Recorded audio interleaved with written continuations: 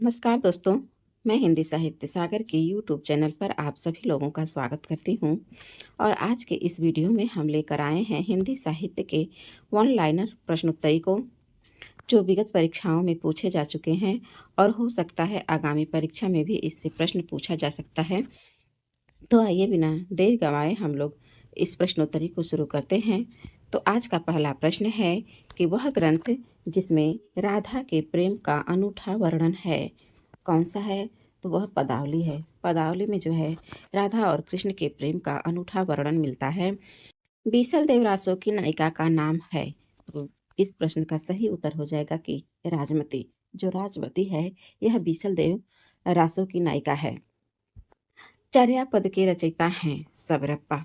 अगला प्रश्न है प्यों चित्त न आव्यु सावण पहली तीज जो वे बाट बिरहणे खिण खिण आड़म खीज संदेशो पिड़ साहिबा पूछो फिरियन देह पक्षी घाल्या पिंजरे छूटण रो संदेह। उक्त पंक्तियाँ ये किस रचना से है और किसकी है? तो ये जो है खुमाण रासो की है और दलपति विजय की है। ये जो खुमाण रासो रचना है वह दलपति विजय का है। अगला प्रश्न है कि जयचंद प्रकाश के रचनाकार हैं। तो इस प्रश्न का सही उत्तर हो जाएगा भट्ट केदार। भट्ट केदार जो हैं जयचंद प्रकाश के रचनाकार हैं। अगला प्रश्न है कि उनकी रचनाओं का जीवन की स्वाभाविक सारणियों, अनुभूतियों और दशाओं से कोई संबंध नहीं है। वे सांप्रदायिक शिक्षा मात्र हैं, अतः शुद्ध साहित्य की कोटि में नहीं आ सकता। सिद्धों और योगियों की रचनाओं के संदर्भ में यह कथन किसका है? तो इस प्रश्न का सही है उत्तर आचार्य रामचंद्र शुक्ल हैं। कुमार पाल प्रतिबोध, इसके लेखक कौन है? तो सोमप्रभ सूरी है। अगला प्रश्न है कि संदेश रासक के लेखक हैं तो कौन है? अब्दुल रहमान हैं। विद्यापति की पदावली मैथिली हिंदी में रचित होने पर भी प्रभावित है। कह रहे हैं कि विद्यापति की जो पदावली है वह मैथिली हिंदी में रचित होने पर भी किससे प्रभावित है? तो बंगला से प्रभावित है। भला हुआ जो मारिया बहिणी हमारा कंत लज्जेजम तू वायसिहूँ जय भग्या घरु अंत। ये प्रसिद्ध पंक्तियाँ किसका है? और ये प्रसिद्ध पंक्तियाँ जो है बहुत से परीक्षाओं में देखने को भी मिलते हैं। तो यह परीक्षा की दृष्टि से महत्वपूर्ण प्रश्न हो जाता है। तो इसे आप लोग अच्छे से याद कर लीजिएगा, ठीक है, ताकि आपसे ये प्रश्न कभी भी परीक्षा में टकराए तो गलत ना हो। तो इस प्रश्न का सही उत्तर है हेमचंद्र। हिंदी साहित्य के लेखक जिन्होंने आदिकाल को चारण काल कहा वह लेखक कौन है? तो राम कुमार वर्मा हैं।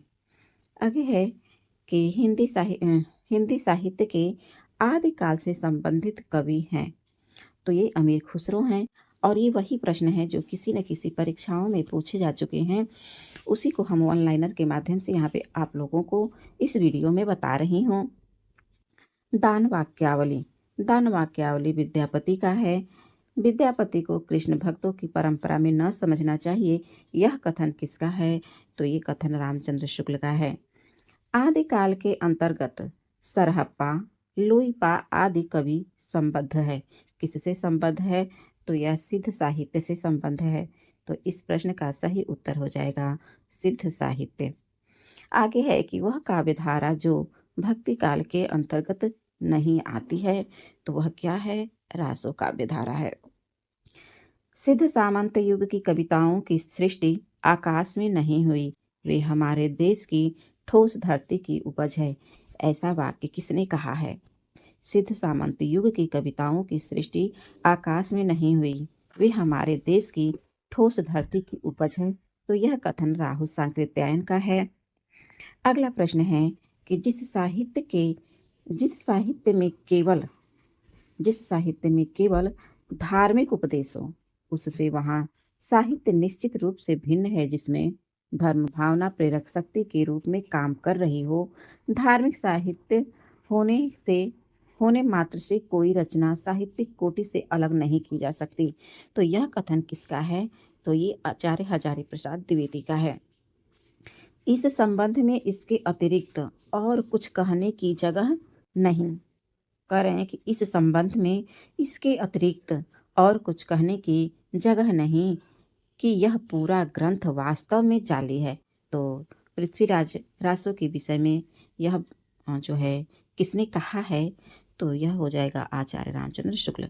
आचार्य रामचंद्र शुक्ल ने ही पृथ्वीराज रासो को जाली माना है। आगे देखते हैं कि इस ग्रंथ में श्रृंगार की ही प्रधानता है, वीर रस का किंचित आभास मात्र है। रामचंद्र शुक्ल की यह मान्यता ग्रंथ के संदर्भ में है। किस ग्रंथ के संदर्भ में है, किसकी मान्यता है, तो ये बता दे रहा है कि यह रामचंद्र शुक्ल की मान्यता है। एक बार पुनः प्रश्न को देखते हैं कि इस ग्रंथ में श्रृंगार की ही प्रधानता है, वीर रस की किंचित आभास मात्र है। तो यह बात जो है आचार्य रामचंद्र शुक्ल जी ने बीसल देव रासो के बारे में कह रहे हैं। आगे है कि वे सांप्रदायिक शिक्षा मात्र हैं, अतः शुद्ध साहित्य की कोटि में नहीं आ सकती। सिद्धों, नाथों, योगियों की रचनाओं के विषय में यह मत किसने दिया है, तो इस प्रश्न का सही उत्तर हो जाएगा आचार्य रामचंद्र शुक्ल। आचार्य रामचंद्र शुक्ल ने जो सिद्ध थे और जो नाथ योगी थे, इन लोगों की रचनाओं को जो है साहित्य की कोटि में नहीं रखा है, उसे वो बस केवल सांप्रदायिक शिक्षा मात्र ही कहा है।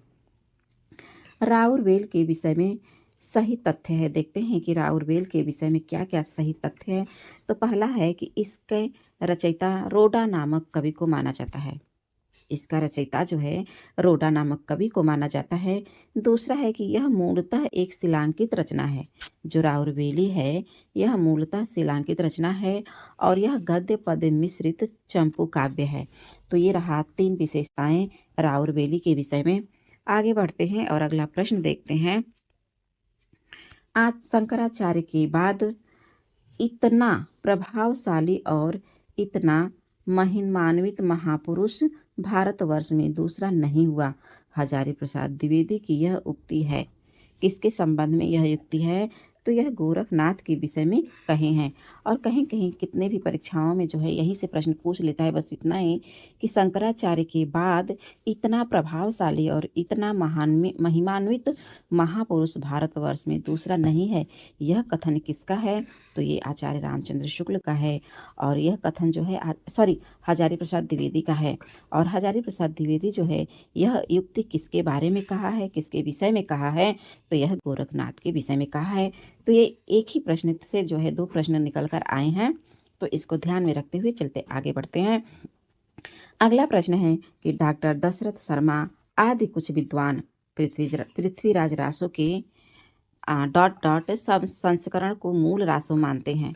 तो किस संस्करण को मूल रासो मानते हैं, तो सबसे छोटा संस्करण है जिसमें 1300 छंद है, उसी संस्करण को जो है मूल रासो मानते हैं। कौन मानते हैं, तो दशरथ शर्मा और कुछ विद्वान लोग। अगला प्रश्न है कि बीसल देव रासो के संपादक कर्ता हैं। बीसल देव रासो के संपादक कर्ता कौन है, तो इसका है माता प्रसाद गुप्त और अगरचंद नाहटा जी हैं। बीसल देव रासो किसकी रचना है, तो नरपति नाल की है। और इसके संपादनकर्ता कौन है, तो माता प्रसाद गुप्त एवं अगरचंद नाहटा है। आगे बढ़ते हैं और अगला प्रश्न देखते हैं। आदिकालीन हिंदी कवि अमीर खुसरो विषयक सही तथ्य है। क्या है सही तथ्य, अमीर खुसरो के बारे में देखते हैं। तो पहला तथ्य है कि उनकी पहेलियाँ, मुकरियाँ और 2 सुखने हिंदी साहित्य में प्रसिद्ध है। तो पहेलियाँ, मुकरियाँ और 2 सुखने हिंदी साहित्य में प्रसिद्ध हैं। किसके, तो अमीर खुसरो के। ये पहला तथ्य रहा।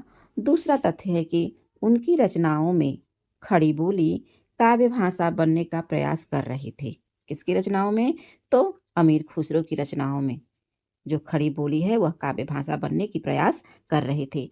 तीसरा तथ्य देखते हैं कि उन्होंने यानी अमीर खुसरो ने जनजीवन के साथ घुल मिलकर काव्य रचना की है। अगला प्रश्न है कि आचार्य शुक्ल के अनुसार वह रचना जिसके आधार पर विद्यापति मैथिल कोकिल कहलाए कौन सी है, तो वो है पदावली। पदावली के ही आधार पर जो है विद्यापति को मैथिल कोकिल कहा जाता है। अगला प्रश्न है कि अपभ्रंश के कवियों को विस्मरण करना हमारे लिए हानि की वस्तु है। यही कवि हिंदी काव्यधारा के प्रथम स्रष्टा थे। देखिएगा, यह बहुत महत्वपूर्ण उक्ति है। एक बार पुनः देखते हैं, परीक्षा में हो सकता है यह प्रश्न रिपीट भी हो जाए कि अपभ्रंश के कवियों को विस्मरण करना हमारे लिए हानि की वस्तु है। यह कवि हिंदी काव्यधारा के प्रथम स्रष्टा थे। तो यह किसका कथन है? तो ये राहुल सांकृत्यायन का कथन है। प्रश्न अगला है कि इस पुस्तक की भाषा को कवि ने स्वयं अवहट कहा था। इसमें बीच बीच में मैथिली भाषा के प्रयोग आ गए हैं।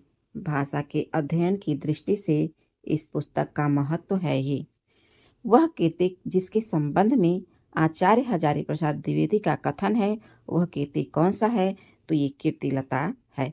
यहाँ से ऐसे भी प्रश्न पूछ सकता है कि इस पुस्तक की भाषा को कवि ने स्वयं अवहट कहा था। बस इतना भी प्रश्न बना सकता है। तो इसका सही उत्तर हो जाएगा कि कीर्तिलता। फिर आगे थोड़ा सा और बढ़ा करके बोलेगा कि इस पुस्तक की भाषा को कवि ने स्वयं अवहट कहा था और इसमें बीच बीच में मैथिली भाषा के प्रयोग आ गए हैं। भाषा के अध्ययन की दृष्टि से इस पुस्तक का महत्व है ही। और यह जो है पंक्ति या यह कथन किसका है? तो वहाँ पे सही उत्तर हो जाएगा कि हजारी प्रसाद द्विवेदी ने। और तीसरा प्रश्न ये तो आपके सामने ही है कि किस प्रकार से बनाकर पूछा है। तो हमें जो प्रश्न का तरीका देखना है कि किस प्रकार से प्रश्न हमारे सामने एग्जामिनर पूछ रहा है। ठीक है, आगे देखते हैं कि साधारणतः सन ईस्वी की 10वीं से लेकर 14वीं शताब्दी के काल को हिंदी साहित्य का आदिकाल कहा जाता है। हिंदी के प्रारंभिक काल विषयक यह कथन है। तो यह भी कथन जो है आचार्य हजारी प्रसाद द्विवेदी का है। एक बार पुनः इस कथन को देख लेते हैं, क्योंकि कथन हमारा कोई भी परीक्षा हो उसमें कथन गलत नहीं होने चाहिए। तो कथन को हम लोग सावधानी से और ध्यानपूर्वक पढ़ते हुए चलेंगे। कथन है कि साधारणतः सन ईस्वी की 10वीं से लेकर 14वीं शताब्दी के काल को, कितने 10वीं से लेकर के 14वीं शताब्दी के काल को हिंदी साहित्य का आदिकाल कहा जाता है। यहाँ आदिकाल से भी हम लोग पकड़ लेंगे अगर पकड़ना चाहेंगे तो, क्योंकि आदिकाल को आदिकाल नाम हजारी प्रसाद द्विवेदी ने ही दिया था। तो वही कह रहे हैं कि हिंदी साहित्य का आदिकाल कहा जाता है। और हिंदी साहित्य का आदिकाल जो है इनका एक इतिहास ग्रंथ भी है हजारी प्रसाद द्विवेदी का। तो उसी से ये कथन लिए हैं। तो ये कथन किसका है? हजारी प्रसाद द्विवेदी का है। अगला प्रश्न देखते हैं कि चौपाई दोहे का सबसे पुराना प्रयोग शायद यही है। जो कुछ पुराना साहित्य उपलब्ध है उससे लगता है कि पूर्वी प्रदेश के बौद्ध सिद्धों ने ही इस शैली में लिखना शुरू किया था। तो यह भी कथन जो है हजारी प्रसाद द्विवेदी का ही है। कथन एक बार फिर पढ़ते हुए आगे बढ़ेंगे कि चौपाई दोहे का सबसे पुराना प्रयोग शायद यही है। जो कुछ पुराना साहित्य उपलब्ध है उससे लगता है कि पूर्वी प्रदेश के बौद्ध सिद्धों ने ही इस शैली में लिखना शुरू किया था। तो हजारी प्रसाद द्विवेदी का मानना है ये। अगला प्रश्न है कि कुवलयमाला कथा के लेखक कौन है? तो यह जो है उद्योतन सूरी का है। उस या पुंड को हिंदी का प्रथम कवि किसने माना है? तो शिव सिंह सेंगर ने माना है। रत्नाकर जोपम कथा पुस्तक का संबंध किससे है? तो यह ब्रज यानी सिद्ध से है। जे हाल मिसकिन मकुन तगा फुल दुराय नैना बनाय बतिया, इस प्रसिद्ध पंक्ति के रचनाकार कौन है? तो इस प्रसिद्ध पंक्ति के रचनाकार जो है आदिकाल के प्रसिद्ध कवि अमीर खुसरो हैं। आगे बढ़ते हैं अगला प्रश्न पर। अगला प्रश्न है कि निर्भय भीम व्यायोग के लेखक हैं। तो इस प्रश्न का सही उत्तर है रामचंद्र सूरी। निर्भय भीम व्यायोग के लेखक हैं रामचंद्र सूरी। प्रश्न है कि वह नाम जो सिद्ध परंपरा की योगिनी का नहीं बल्कि योगी का है। तो यह प्रश्न जो है यूपी टीजीटी 2021 में पूछा हुआ था, जिनमें से 3 ऑप्शन में योगिनियों का नाम था और 1 ऑप्शन में योगी का नाम था। तो वही बताना था कि कौन योगी हैं। तो पुतलिपा योगी हैं, ये योगिनी नहीं है। वह इतिहासकार जिसने हिंदवी शब्द का प्रथम प्रयोग किया है। यह भी प्रश्न जो है यूपी टीजीटी 2021 का ही है। यहाँ पे देख सकते हैं, देखिए ये क्रम से ही पूछा हुआ है 2021 में। प्रश्न 4 प्रश्न है यहाँ से लगातार। तो जो अबू शहीद हैं, हिंदवी शब्द का प्रथम प्रयोग किसने किया था? तो अबू शहीद ने। आगे है कि कलचुरी राजवंश की 7 नायिकाओं के नखशिख वर्णन से संबंधित ग्रंथ हैं। तो ये राउरबेली है। और अभी ऊपर हम लोग पढ़े हैं राउरबेली के विषय में कि यह शिलांकृत कीर्ति है, और भी कुछ जाने हैं इसके विषय में। आगे है कि काम भाव और शरीर का सौंदर्य उनके यहाँ उत्सव रूप में है। विद्यापति के संदर्भ में यह कथन किसका है? तो यह कथन रामस्वरूप चतुर्वेदी का है। जहाँ पर भी काम भाव और शरीर सौंदर्य के विषय में बात होती है तो अक्सर वो कथन जो है रामस्वरूप चतुर्वेदी का ही होता है। तो इस ट्रिक के माध्यम से थोड़े हम लोग याद कर सकते हैं। एक बार पुनः देखते हैं इस कथन को कि काम भाव और शरीर का सौंदर्य उनके यहाँ उत्सव रूप में है। तो यह विद्यापति के संदर्भ में जो है रामस्वरूप चतुर्वेदी जी ने कहा है। अगला प्रश्न है कि वह कवि जिसने अपभ्रंश में दोहा काव्य की परंपरा का आरंभ किया है तो कौन है? जो इंदु है। ये भी प्रश्न 2021 टीजीटी का ही है, जो कितने लोगों ने गलत भी किया था। यह प्रश्न सब लोग सरहप्पा को लगा कर आए थे एग्जाम में। तो आप सब लोग ध्यान दीजिएगा और आगे कोई भी परीक्षा हो तो उसमें ये हमारा प्रश्न गलत नहीं होना चाहिए। तो इस बात को ध्यान रखते हुए इस चीज़ को अच्छे से देखिएगा। अगला प्रश्न है कि वह काव्यधारा जिसमें सहज भोग मार्ग से जीव को महासुख की ओर उन्मुख किया गया। तो इस प्रश्न का सही उत्तर हो जाएगा सिद्ध साहित्य। रामचंद्र शुक्ल के अनुसार चंद्रवरदाई हैं। क्या हैं चंद्रवरदाई शुक्ल जी के अनुसार? तो हिंदी के प्रथम महाकवि हैं और व्याकरण में पारंगत हैं। तो ऐसा मानना था आचार्य रामचंद्र शुक्ल का चंद्रवरदाई के विषय में। अगला प्रश्न है कि जन्म काल के अनुसार कवियों का सही अनुक्रम। तो जन्म काल के अनुसार कवियों का सही अनुक्रम लगाना है और यह प्रश्न यूजीसी नेट में पूछा गया है। तो पहले आएंगे हमारे स्वयंभू, जिनका जन्म 783 ईस्वी में हुआ था। फिर लुईपा, फिर पुष्पदंत का जन्म 972 ईस्वी में हुआ था। हेमचंद्र हैं जो कि 1088 ईस्वी में इनका जन्म मिलता है। अगला प्रश्न है कि अमीर खुसरो के बारे में सही तथ्य है। वे निजामुद्दीन औलिया के शिष्य थे, यह भी सत्य है। फिर अगला है कि वे ईरान और भारत के फारसी में लिखने वाले चोटी के कवियों में एक थे। तो ये रहा अमीर खुसरो के बारे में सही तथ्य। आगे बढ़ते हैं अगले प्रश्न पर। अगला प्रश्न है कि चंदन बाला रास के रचयिता हैं। तो इस प्रश्न का सही उत्तर हो जाएगा आसबू। आसबू जो है चंदन बाला रास के रचयिता हैं। प्रश्न है कि चंद्रवरदाई ने पृथ्वीराज रासों में मुख्यतः प्रयोग किया है। किसका प्रयोग किया है? तो कवित्व छंद का प्रयोग किया है। विद्यापति ने अपना ग्रंथ पदावली लिखा है, किस भाषा में लिखा है? तो मैथिली भाषा में लिखा है। और ऊपर हम लोग पढ़े थे कि विद्यापति की पदावली के कारण ही जो है कि विद्यापति मैथिल कोकिल कहलाए थे। आगे है कि पौम चरियु में वर्णन है। पौम चरियु में किसका वर्णन है? तो इसमें जो है राम का वर्णन मिलता है। अमीर खुसरो की पहेलियाँ और मुकरियाँ है, किस बोली में है, किस भाषा में है? तो खड़ी बोली की भाषा में है। डिंगल भाषा का अर्थ क्या होता है? तो डिंगल भाषा का अर्थ है कि अपभ्रंश के योग से बनी शुद्ध राजस्थानी। अमीर खुसरो का जन्म स्थान कहाँ था? तो एटा क्या पटियाली गांव में। शुक्ल जी के अनुसार हमीर रासों के रचनाकार कौन है? सारंगधर हैं। पिता विद्यापति ने भाषा में काव्य रचना की है, किस भाषा में? डॉट डॉट दिया है कि किस भाषा में काव्य रचना की है। तो मैथिली भाषा में काव्य रचना की है। आगे बढ़ते हैं और अगले प्रश्न पर आते हैं। प्रश्न है कि अमीर खुसरो ने हिंदी के लिए शब्द प्रयुक्त किया है। हिंदवी शब्द प्रयुक्त किया है। कीर्तिलता की भाषा जो है मिश्रित अपभ्रंश है। कीर्तिलता की भाषा मिश्रित अपभ्रंश है। कहीं कहीं अवहट भी मिलता है। अवहट,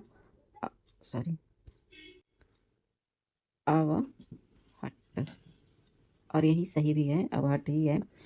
आगे है कि बाल चंद बिजा वही भाषा, दुह नहीं लग गई दुज्जन हासा।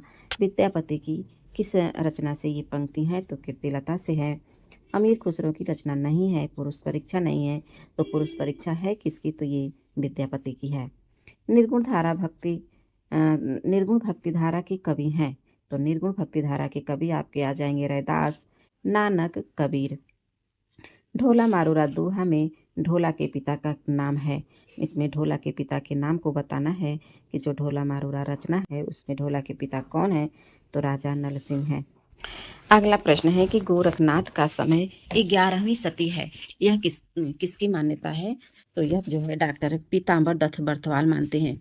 गोरखनाथ का समय 11वीं सदी डॉक्टर पीताम्बर दत्त बर्थवाल मानते हैं। तो आचार्य रामचंद्र शुक्ल 13वीं शताब्दी मानते हैं। आगे है कि नाथ पंथ सिद्धों की परंपरा से ही छट कर निकला है। यह कथन किसका है? आचार्य हजारी प्रसाद द्विवेदी का है, शुक्ल जी का है। पिंगल मिश्रित भाषा की रचना है। किसकी पिंगल मिश्रित भाषा की रचना है? तो पृथ्वीराज रासो की है। आदिकालीन हिंदी के संबंध में उपयुक्त नहीं है। तो क्या नहीं है? तो संयोगात्मकता की ओर झुकाव नहीं है। कम मान बान छूटहि अपार, लागत लोह इस सारी धार, घमासान धान सब वीर शेत, घन स्रोन बहत अस रकत रेत। उक्त पंक्तियाँ डॉट डॉट डॉट है के मध्य होने वाले युद्ध का वर्णन है। तो ये पंक्तियाँ किसके युद्ध के मध्य होने वाला वर्णन है? तो पृथ्वीराज रासो की सेना व समुद्रगुप्त समुद्र शिखर की सेना के बीच होने वाले युद्धों का वर्णन है ये। आगे प्रश्न है कि यह कहानी 16वीं शताब्दी के बाद की लिखी हुई है और रासो में प्रक्षिप्त हुई है। पद्मावती समय के विषय में यह कथन जो है हजारी प्रसाद द्विवेदी का है। आदिकाल के अंतिम चरण के सुप्रसिद्ध कवि अमीर खुसरो हैं। हिंदी साहित्य का प्रथम महाकाव्य पृथ्वीराज रासो है। भरत मुनि ने अपभ्रंश को नाम दिया है देश भाषा। जन्म काल की दृष्टि से कवियों का सही क्रम है चंदबरदाई, जगनिक, खुसरो और श्रीधर। वह ग्रंथ जो लौकिक चरित्र काव्य माना जाता है। भविष्यत कहा है। नाथ संप्रदाय के प्रवर्तक थे गोरखनाथ। महापुराण के रचनाकार पुष्पदंत हैं। सिद्धों एवं नाथों में सबसे पुराने मच्छंद्रनाथ हैं। बीसल देव रासो की नायिका का नाम राजमती है। अमावस के घरी झिलमिल चंदा, पूनम के घरी सूर, नाद के घरी व्यंद गरजय, बाजंत अनहद तूर। उपर्युक्त वाक्यांश में अनहद नाद की स्थिति को व्यक्त करने वाले योगी संत गोरखनाथ हैं। भाषा की कसौटी पर यदि ग्रंथ को कसते हैं तो और भी निराश होना पड़ता है, क्योंकि वह बिल्कुल बेठिकाने हैं। उसमें व्याकरण आदि की कोई व्यवस्था नहीं है। आचार्य रामचंद्र शुक्ल का यह कथन पृथ्वीराज रासो के विषय में है। अगला प्रश्न है कि वह रचनाएं जिसमें कड़वक शैली का प्रयोग हुआ है। तो जम्बू स्वामी चरियु और पौम चरियु और महापुराण में कड़वक शैली का प्रयोग हुआ है। सांकेतिक अर्थ रखने के कारण इनकी वाणियों की भाषा को संध्या भाषा कहा गया है। तो किसके? सिद्ध के वाणियों को संध्या भाषा कहा गया है। आदिकाल के कवि जिनकी भाषा हिंदी के वर्तमान रूप के सर्वाधिक निकट है, तो ये अमीर खुसरो हैं। इस प्रश्न को एक बार पुनः देखते हैं कि सांकेतिक अर्थ रखने के कारण इनकी वाणियों की भाषा को संध्या भाषा कहा गया। आदिकाल के कवि जिनकी भाषा हिंदी के वर्तमान रूप के सर्वाधिक निकट है, तो ये अमीर खुसरो का है। पृथ्वीराज रासो में प्रमुख रस हैं वीर और श्रृंगार रस हैं प्रमुख। राहुल सांकृत्यायन ने हिंदी का पहला कवि किसे माना है? सरहपाद को माना है। सिद्धों की वाणियों को हिंदी काव्यधारा के नाम से संग्रहित किया पंडित राहुल सांकृत्यायन ने संग्रहित किया था। आदिकाल के कवि सरहपाद की काव्य परंपरा में विकसित नाथ पंथ के हठ योग का पल्लवन आगे चलकर कबीर में हुआ। किस कवि में हुआ पूछ रहा है? तो कबीर में हुआ। प्रश्न है कि बौद्ध धर्म के सिद्धांतों में देश की बदलती हुई परिस्थितियों ने जिन नवीन भावनाओं की सृष्टि की, उन्हीं के परिणाम स्वरूप सिद्ध साहित्य की रूपरेखा तैयार हुई। सिद्ध साहित्य के प्रादुर्भाव विषयक यह कथन किसका है? तो यह राम कुमार वर्मा का है। इस प्रश्न को एक बार पुनः पढ़ेंगे, अच्छे से याद करते हुए आगे बढ़िएगा आप सभी लोग। कि बौद्ध धर्म के सिद्धांतों में देश की बदलती हुई परिस्थितियों ने जिन नवीन भावनाओं की सृष्टि की, उन्हीं के परिणाम स्वरूप सिद्ध साहित्य की रूपरेखा तैयार हुई। तो सिद्ध साहित्य के प्रादुर्भाव विषयक यह कथन किसका है? तो रामकुमार वर्मा का है। नागरिक प्रचारणी सभा से प्रकाशित पृथ्वीराज रासो के संस्करण को प्रमाणित मानने वाले विद्वान कौन हैं? तो यह कर्नल टांड हैं। अगला प्रश्न है जैन साहित्य काव्यधारा का ग्रंथ है भारतेश्वर बाहुबली। शिलांकित रचना है तो राउरवेली जो है शिलांकित रचना है। जसहर चरित्र के लेखक कौन हैं? तो इसके लेखक पुष्पदंत हैं। दब्ब सहाव पयास नामक अपभ्रंश में लिखित ग्रंथ की रचना की है तो देवसेन ने। खंड काव्य है संदेश रासक जो है एक खंड काव्य है। अलवार संतों की संख्या मानी गई है तो 12। यहीं पे थोड़ा ठहर करके नयनार की भी संख्या देख लेते हैं। तो नयनार की संख्या कितनी है? तो यह 63 है। कैमासबद्ध ग्रंथ की प्रमुख घटना है। तो ये कैमासबद्ध जो है पृथ्वीराज रासो के एक सर्ग में आता है। अपभ्रंश भाषा में लिखित रामचरित है। तो वह पौमचरियु है और पौमचरियु के लेखक कौन है? तो स्वयंभू हैं। पृथ्वीराज रासो की भाषा कैसी है? तो ये इसकी भाषा जो है डिंगल है। अगला प्रश्न है कि अपभ्रंश के प्रभाव से मुक्त हिंदी की रचना मानी जाती है। जैसे अपभ्रंश के प्रभाव से मुक्त हो, उसमें अपभ्रंश न हो, तो वह है बीसलदेव रासो।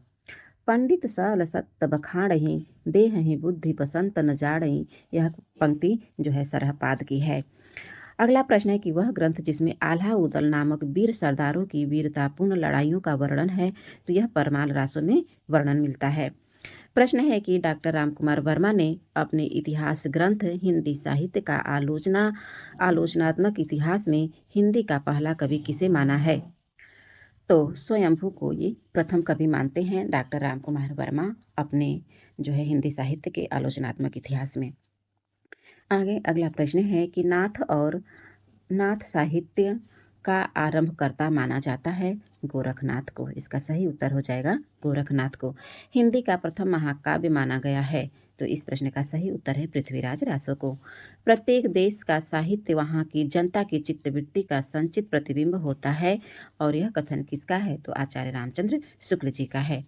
गोरी सोवे सेज पर मुख पर डारे केस, चल घर खुसरो आपने रैन भई चहु देश। तो यह पंक्ति किसकी है? अमीर खुसरो की है। और यह पंक्ति जो है अमीर खुसरो ने कब कहा था? तो अपने गुरु की मृत्यु पर कहा था। और इनके गुरु कौन थे? औलिया, कोई औलिया करके थे, विस्मृत हो रहा है इनका नाम। तो वही औलिया इनके गुरु थे और उन्हीं की मृत्यु पर इन्होंने यह पंक्ति कही थी। आगे है कि आदिकाल के कवि जिसने खड़ी बोली में रचना की है वह अमीर खुसरो हैं। प्रश्न आगे है कि विद्यापति दरबारी थे, किस राजा के दरबारी थे? तो यह कीर्ति सिंह के दरबारी थे।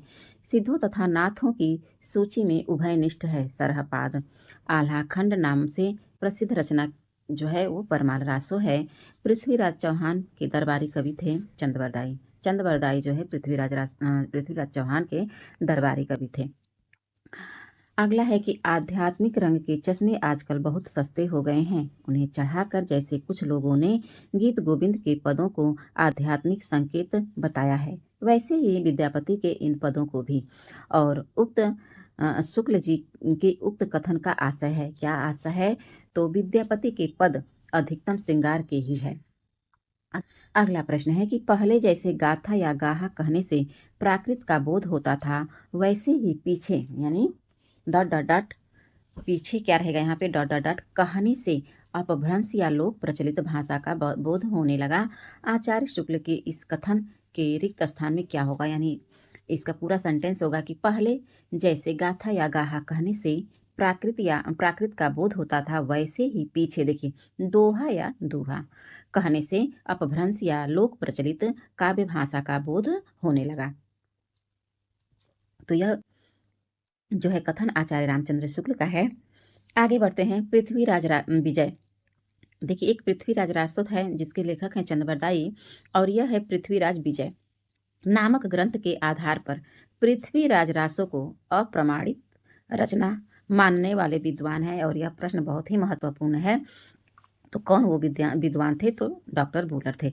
प्रश्न ऐसे भी बन सकता है कि डॉक्टर बूलर जो हैं वो पृथ्वीराज रासो को अप्रमाणिक किस रचना के आधार पर माना है? तब हमारा उत्तर सही हो जाएगा पृथ्वीराज विजय। गद्य पद्य मिश्रित चंपू काव्य की प्राचीनतम हिंदी कीर्ति है राउरवेली। गोरखनाथ की साधना पद्धति का नाम है हठयोग साधना। पाहुड़ दोहा ग्रंथ के रचनाकार कौन थे? तो राम सिंह थे। मैं हिंदुस्तान का तूती हूँ, यह अमित खुसरो का कथन है। दे सिलवै ना सब जन मिठा, देसी भाषा के मिठास का यह वर्णन करने वाले रचनाकार का नाम है, तो ये विद्यापति हैं। प्रश्न बस इतना ही पूछ देता है कि देसिल बैना सब जन मिठा यह किसकी पंक्ति है? तो हमारा उत्तर सही हो जाएगा विद्यापति। अगला प्रश्न है कि सारंगधर पद्धति जो है किस विधा की रचना है? तो यह सुभाषित संग्रह है सारंगधर पद्धति। मैथिल कोकिल नाम से जाने जाते हैं। एक बार यह प्रश्न और भी पूछा जा चुका है और इसी वीडियो में हम लोग ऊपर पढ़ते हुए भी आए हैं कि मैथिल कोकिल के नाम से कौन जाने जाते हैं? तो विद्यापति इसका सही उत्तर होगा। विक्रम की 7वीं शताब्दी से 11वीं तक अपभ्रंश की प्रधानता रही और फिर वह पुरानी हिंदी में परिणित हो गई। यह कथन किसका है? तो यह कथन चंद्रधर शर्मा गुलेरी का है। प्रश्न है, पृथ्वीराज रासो में समय कितने हैं? तो इसमें जो है 69 समय मिलते हैं। और छंद कितने मिलते हैं? तो 68 छंद मिलते हैं। चंद्रधर शर्मा गुलेरी ने साहित्यिक अपभ्रंश को पुकारा है। क्या कह करके पुकारा है? तो पुराने हिंदी नाम से पुकारा है। इस प्रश्न का सही उत्तर हो जाएगा पुराने हिंदी नाम से। वह रचना जो अपभ्रंश की नहीं है तो ये चित्रावली है। विशुद्ध चरितावली जीवन चरित है और इसके लेखक कौन है? तो माधव प्रसाद मिश्र हैं। अगला प्रश्न है कि वह कवि जिसको हिंदी में राजशेखर की उपाधि से अलंकृत किया गया तो कौन थे? वो विद्यापति थे। इस प्रश्न का सही उत्तर हो जाएगा विद्यापति। कीर्तिलता के रचनाकार कौन है? तो विद्यापति हैं। अपनी पहेलियों और मुकरियों के लिए जाने जाते हैं अमीर खुसरो। आदिकाल के साहित्य में उपेक्षित रहा। कौन उपेक्षित रहा? तो राष्ट्रीय चेतना वहाँ पे नहीं थी। वहाँ पे जो है सभी लेखक अपने राजाओं का अतिशयोक्तिपूर्ण वर्णन किया करते थे, तो वहाँ पे राष्ट्रीय चेतना का अभाव था। प्रश्न है कि आदिकाल के काव्यों की प्रधान भाषा थी। तो आदिकाल के समय जो है प्रधान भाषा थी डिंगल पिंगल मिश्रित। पुस्तक जल्हड़ हत दे चली गज्जन निपकाज, यह पंक्ति जो है चंद बरदाई का है। और ये जो पृथ्वीराज रासो है वह एक अधूरा ग्रंथ था और उसे पूरा किए थे चंद बरदाई के पुत्र जल्हड़ ने। तो इसीलिए यह पंक्ति भी है कि पुस्तक जल्हड़ हथ दे चली गज्जन निरपकाज। अगला प्रश्न है, रणमल छंद की रचयिता कौन है? तो श्रीधर हैं। इस प्रश्न का सही उत्तर हो जाएगा श्रीधर। पृथ्वीराज रासो में पृथ्वीराज के पिता हैं तो सोमेश्वर हैं। प्रश्न है, पृथ्वीराज रासो में, ये तो हो ही गया, पृथ्वीराज रासो में पृथ्वीराज के पिता हैं तो ये सोमेश्वर हैं। अगला प्रश्न है, प्राकृताभास हिंदी से आशय है तो ये इसका उत्तर हो जाएगा अपभ्रंश। गोरा बादल की कथा रचित है जटमल द्वारा। इस प्रश्न का सही उत्तर हो जाएगा जटमल द्वारा गोरा बादल की रचना की गई है। नाथों की संख्या कितनी मानी जाती है? तो इस प्रश्न का सही उत्तर हो जाएगा 9। नाथों की संख्या 9 मानी जाती है। सिद्धों में पुराने थे। कौन पुराने थे? तो सरहप्पा थे और सबसे ये प्रथम कवि भी हैं सर्वमान्य मत से। खुमार रासों के रचयिता कौन हैं? दलपति विजय हैं। विद्यापति की रचनाएं हैं। कौन कौन सी विद्यापति की रचनाएं हैं? तो कीर्ति पताका है, पदावली है और कीर्तिलता है। अगला प्रश्न है कि बीसल देवरासों के रचनाकार हैं तो ये नरपति नाल हैं।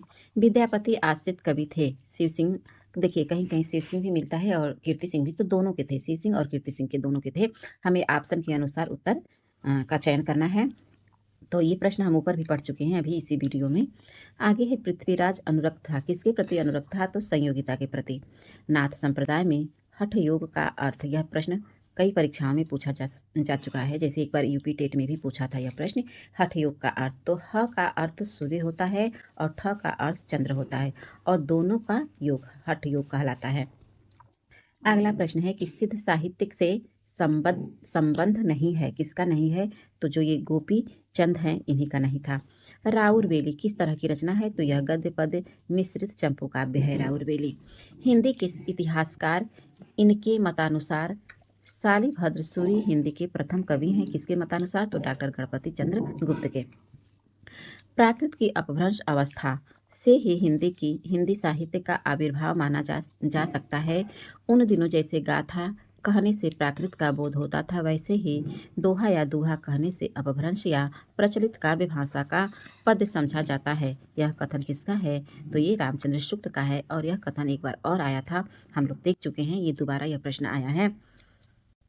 आदिकाल से संबंधित कवि हैं। कौन है? तो अमीर खुसरो हैं, विद्यापति हैं और हेमचंद हैं। अगला प्रश्न है कि वह कवि जो रासो ग्रंथकार नहीं है, तो विद्याधर नहीं है।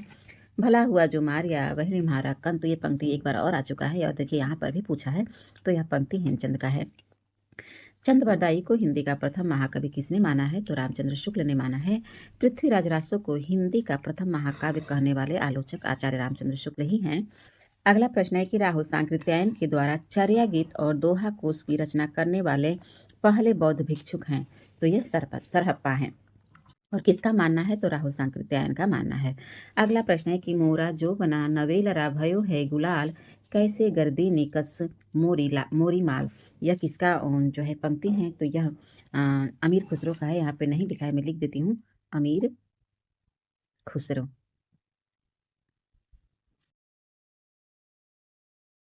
तो आज के इस वीडियो में हम लोग यहीं तक पढ़ेंगे। और इसके आगे का अगले वीडियो में हम लेकर आएंगे। और दोस्तों, अगर आप लोगों को हमारी यह प्रश्नोत्तरी अच्छी लगती है तो वीडियो को लाइक, शेयर और चैनल को सब्सक्राइब जरूर करें। और ऐसे ही महत्वपूर्ण वन लाइनर प्रश्नोत्तरी के लिए हमारे साथ जुड़े रहें। और हम एक एक करके आदि काल को पूरा करेंगे, फिर उसके बाद भक्ति काल को, और रीतिकाल, आधुनिक काल, सबका इसी तरह से वन लाइनर प्रश्नोत्तरी पर वीडियो बना करके मैं आऊँगी आप लोगों के साथ। तो हमारे साथ जुड़े रहिए और कमेंट में ज़रूर बताएं कि आप लोगों को हमारी वीडियो कैसी लगती है। धन्यवाद।